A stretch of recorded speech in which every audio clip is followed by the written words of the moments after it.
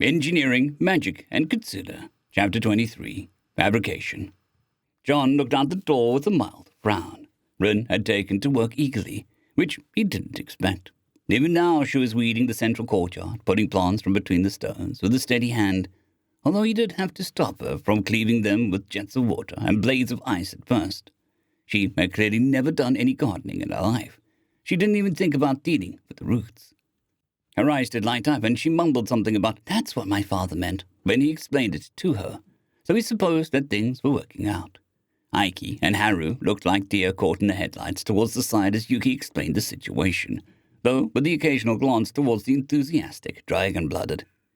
How strange that he was alone here a scant few days ago. What would he have done, he wondered, if Ike and Haru had come to his doors if Yuki hadn't been there to anchor him? He would have probably fled, now that he thought on it. He almost did when Yuki showed, after all. It was a bitter pill to swallow, but he was a coward, and they'd almost certainly be dead by his inaction. John slid the door closed with a huff and returned to work, uncovering a half-completed focus component. He hadn't had much time to work on it recently, but it was roughly ready to be transferred to the detail workbench. After all, it was approaching the limit of what John could do with his slightly shaky meat hands. Alas, if only he had the insane precision of watchmakers. There had to be a secret to it beyond just practice, but alas, having access to Google would have been made the last few years much less painful. He would love to have avoided playing with the gripping game of, "Is this poisonous?" before he remembered contact testing. Man, he was glad he figured that out before those gross green stems that looked a lot like rhubarb. Those absolutely would have killed him on the spot if he was stupid enough to try and eat them. Sighing, he picked up a small grey crystal and the diagram before transferring it to the workbench with quite a step. Jason removed his casting gauntlet and placed it off to the side, clear of his working area, but still in reach if needed. Of course, he disengaged the lining focus from it, proper safety and all. He set up his blueprint with all the dimensions to the side next to it, using the gauntlet as an anchor to hold it down so he didn't accidentally blow it off the table if he got all grumpy and huffy again. Although he had yet to actually manage proper optics, he had managed to retrieve a convex lens that the Nameless had managed to miss on a cart for reasons beyond him, and it was good enough to substitute for a magnifying glass. It was mounted a lot like one of those movable bathroom mirrors on a swing arm and was plenty precise enough for his uses. But that wasn't the only reason he needed this bench. No, that was the roughly 6-inch-long miniature arm. He took a seat and grabbed a harness leashed to the table, bearing various small focuses set into it, onto his right arm. To be honest, this thing was even more of a nightmare to make than the lightning focus, and that was saying something. The insides did a lot of math using magic as a medium, like how transmissions were fluidic computers on this inside. The insides already looked like a demonic sigils enough without getting actual magic involved. Essentially, it was his telekinesis focus, just different. Each node on the harness was linked to a hinged or balled joint on the spot on the miniature arm rather than being able to freely target things, and when active, they tried to mimic his movements, just on a smaller scale. He moved his arm 45 degrees to the left, and it would match it. He would curl his fingers, and it would match that too. It was inspired by surgical robots, so he couldn't claim that he had made anything particularly new. Still, it was ideal for detail work. He tightened the clamps to hold it in place with his spare hand, laid out a diagram for what it should be, which he probably should have done before strapping in, and went to work. After turning the harness on, John used the arm to grab one of the tiny files and went to work, rounding down extraneous bits with much more precision than he could have with his body alone. It was almost meditative in a way, soothing, working away in the shop, isolated from the more complicated issues outside, just him and his tools working towards a clearly defined goal. This one would be something special and solve one of those annoying complicated issues, assuming he didn't mess it up again. That was always the issue with making foci. They were rather sensitive creations with extremely tight tolerances. John constantly checked the diagram, regularly measuring the dimensions with a tiny ruler to ensure that he didn't go too far. Now that John thought of it, he'd have to go fishing later. With Rin here, his food supplies are starting to look dicey for winter. Still, if he were to supplement some things with foraging, that'll work. Hell, now that he knew the local copper to some degree, maybe he'd be able to trade him for some fish. Although Yuki said that sending apology baskets wouldn't be terribly appropriate, she said nothing about some mutually beneficial trade. While he was busy plotting that, he heard someone clear their throat outside the door. "John, it's Yuki. May I come in?" asked the Kitsune, and he felt his blood pressure spike. Should he? It was his sanctum, his place to get away from the world. His stomach churned. Underneath his emotional turmoil, he was well aware that he'd eventually have to show it to Yuki as part of their deal to teach her about his magic. Why didn't he feel this strongly when he had Ike bring over some fabric? It was frustrating. Maybe he was even more unstable than he thought. Still, he saw no logical reason to decline. "Yeah, please don't use any magic and close the door behind you, though. I'm doing something sensitive," he finally conceded. It took forever to figure out how much magic going on was too much when producing a focus, and even longer to make the arm and file fall under those thresholds. The door slowly swung open, and the monochrome Kitsune poked her head in curiously. Glancing around at all the machines, her eyes widened and her ears perked. Unspoken questions burned in her gaze as she examined the numerous devices. Yuki was frozen on the spot as she looked for the pseudo-lathe up and down with an almost voracious hunger for knowledge. Finally, she looked over to him, and the trance was broken. Stepping through the door, she closed it behind herself and hurried over to him with a spring in her step, stopping a respectful distance away even though she was clearly locked onto the miniature arm. He waved, and the arm mirrored it. "What a fascinating device," she murmured. "This is how you do precision work beyond your physical capabilities back home." He frowned, shaking his head. "Not quite," he admitted. "Generally, we use a bunch of incredibly specialized machines to do the exact thing that we want every time, with minimal input. Imagine having a saw that could cut the same standard piece of wood the same way every time. But those tend to be—" John stopped, coughing as his overworked throat gave out on him. "Don't strain yourself," Yuki chided, pulling a tray with 2 steaming cups from behind her. She set both down beside him and pulled over a spare stool for herself, sitting by his side. Taking the farthest of the 2 cups, she delicately sipped at the beverage within. "I'm a big fan of stoneware for blends like this, but clay works well enough for this particular brew." John curiously picked up the cup itself and gave it a sniff. Long-past memories surged to life of a familiar scent of a life long gone. "Tea," he croaked, and at a nod, he continued, "When did you have the time to get tea?" And with what money, of course, but it still felt like he had strained his throat enough as is. A devious grin split Yuki's face, which was promptly hidden behind the cup as she took another sip. "This, your throat being rather sore, just happened to come up in a conversation with a lovely old woman earlier today.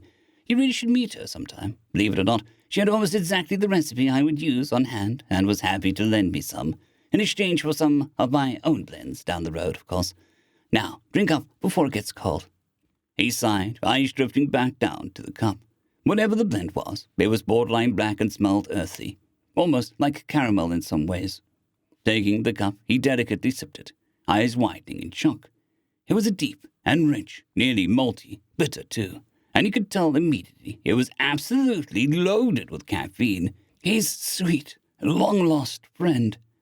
Now that he got past the shock, he couldn't help but notice a slight, almost medicinal aftertaste to it that lingered on his palate for a moment after he sipped. Clever.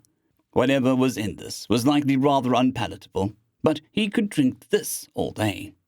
The 2 drank their tea quietly for a time. No words were needed as they relaxed. John kept an eye on how fast Yuki drained her drink and matched it, lest he come across as rude. Of course, he didn't doubt that she noticed him doing this, but he imagined she appreciated the effort. "It's good tea," he complimented, finally breaking the silence after his cup was half empty.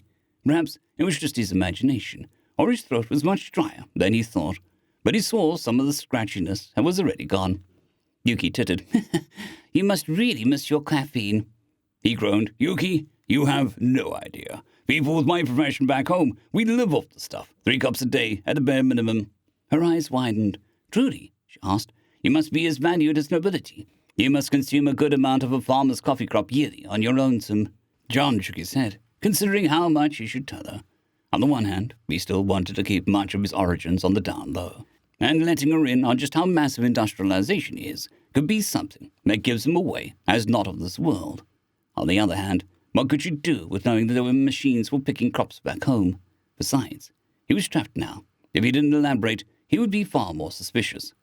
"Many of our machines are big and mobile," he began hesitantly. "Some are good for planting crops, some for weeding, others for harvesting. I think one farmer with proper equipment, mixtures of soil, and seeds can feed 130 people or so." Yuki's eyes widened, and she straightened. "That many?" she quickly asked, continuing before he could respond. "That would free up so much manpower. John, around half of all the people who call this land home primarily deal with creating food." To him that sounded low, now that he thought of it, but he supposed with the aid of magic. Even if one could only mimic a fraction of those benefits here, having one farmer capable of feeding 10 people would— Yuki trailed off, looking into the distance. "This is part of how your people's homeland got so advanced, wasn't it? As you figured out better ways to do less work, people ended up doing jobs less about surviving and more about thriving." He paused. That was surprisingly accurate, even for Yuki. Fuck. He was glad that she was on his side. John hesitantly nodded. "Yes. Many historically thought that the poor were stupid, but the reality is that being undereducated is a whole different thing. Most of the geniuses that could have changed the world as we know it, they lived and died without even knowing how to write." Silence stretched between them, a frown drifting onto Yuki's muzzle. "Back in my time, it was a bit different, even if not perfect," she began. "There were imperial examinations back in the day, which would have helped us at least pick some deserving candidates out and elevate them, even if they did little to help the uneducated." She paused again, letting silence reign as she stared at the wall like her gaze was boring through it and towards the evening sun. "I haven't seen hide nor hair of them since I've been released. No prospective examinees preparing together, no eager buzz of parents talking about how their child bettered their lot through hard work and study. I fear that things have slid backwards into hereditary foolishness once more. There are certainly things that are better than back in my time, but that is not one of them." John found himself speechless. He couldn't imagine what it was like to be sealed away for countless years, the world marching by without you, revealing shapes familiar but utterly alien when you finally achieved freedom. The closest thing he could compare was him being transported to another world, but at least that left little expectation of what things should be like. He wondered what was worse, to be torn away from all you knew, or to see it become unrecognizable. At least his home still existed somewhere, even if he'd almost certainly never see it again. "I'm sorry," he instinctively apologized. Yuki blinked owlishly, turning towards him. "Why? You had nothing to do with it," she replied.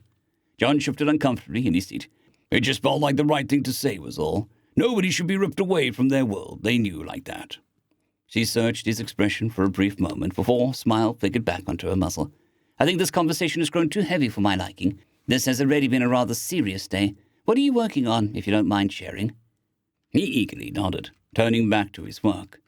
"I was thinking about the recent fight, so I decided to accelerate work on my previous project, as it is likely to the ideal solution to a problem that recently became clear to me," he explained, pausing for dramatic effect. "My speed, or more accurately, my lack of it. If Rin decided to draw on me in that close of range earlier today, the outcome would not be clear, especially if she realized my weakness." John turned back to his work, delicately filing off another small piece of the crystal as he thought over his words, carefully picking each to make sure he was understood. "This is part of an attachment for my crossbow, derived from a previously scrapped project. This is the emptiness-aligned portion. The plan is that upon triggering, it'll coat a crossbow bolt in a quickly deteriorating sheath of energy using air, order, emptiness, and gravity. You fire it, emptiness scatters the energy around the area in a field, and gravity attracts it back to any source of the magic in the area, like an unbound. From there, the lingering field of order and air holds everything in place around them, creating a slowing effect by making it much harder to move." Yuki's eyes widened, looking at the little carving in a new light. "A potent tool. How strong is the effect, and how big is the radius? From the sounds of it, you just need to get close enough to get a target, not hit them directly." Leaning over and slightly invading his personal space, the Kitsune looked through the lens at the subtle details. He leaned away, and after a moment, Yuki pulled back. "About 2 3/4 of my body length, although the effect will be weaker towards the edge or if they're in multiple targets. It'll likely get split between them rather than applying to everyone equally, so don't expect it to slow a horde much. It would at least be strong enough to make Rin a bit slower than regular person, but I'm not sure until I test it. It wouldn't be the first time my calculations were off," he explained, sighing. If only he'd gotten it right in the first shot every try. Otherwise, he wouldn't have nearly cooked himself on his first few ranged heat focuses. Something creating a radius of thermal superconduction rather than a beam was an extra large oopsie. But that's why he kept his warding on him when testing. It's a good start, Yuki hummed thoughtfully. I'd prefer if you had a way to become stronger or faster, though. This would be useless against anyone powerful enough to muscle through it, or those who might avoid where the arrow lands. I assume catching it would still be enough of a sudden stop to detonate it, though. John groaned, but decided to leave that comment about catching arrows for now. Enhancing yourself is a lot easier when you internalize magic, and you can play it by feel, while having your subconscious do a lot of the heavy lifting. I don't think there would be a single person back home capable of devising an external mechanism alone. The mere thought of trying to figure out whether increasing the power of his muscles would give him a heart attack or what increasing his action speed by boosting signal speed would do to his metabolism stressed him out. Even that was assuming that he could find a way to figure out how to begin with. A biologist, he was not. Still, you need more than that to keep yourself at range, she mused. Perhaps you could fly somewhere. Kicking off the air is a common technique once you become possible, so perhaps you can create a derivative that moves. You wait, fucking what? John's eyes widened, and he sat up straight, putting his file to the side. Excuse me, what's this about flying? He quickly asked, looking onto Yuki. It's the same principle in how I leapt onto the top of the wall, Yuki explained, tilting her head. Why do you think I could jump onto the wall from such soft ground while carrying 5 men? I reinforce the ground. One can do the same with air, although it is less stable than earth or stone. Wait, no, it couldn't be that simple. You could see doing it in with order, but no. That just can't be. It'd be nearly uncontrollable, and so likely to send him careening face first into the earth. It's not like he could stabilize something with, Wait. End of chapter.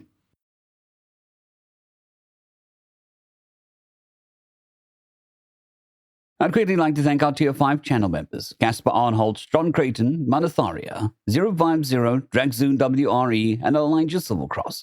Thank you very much.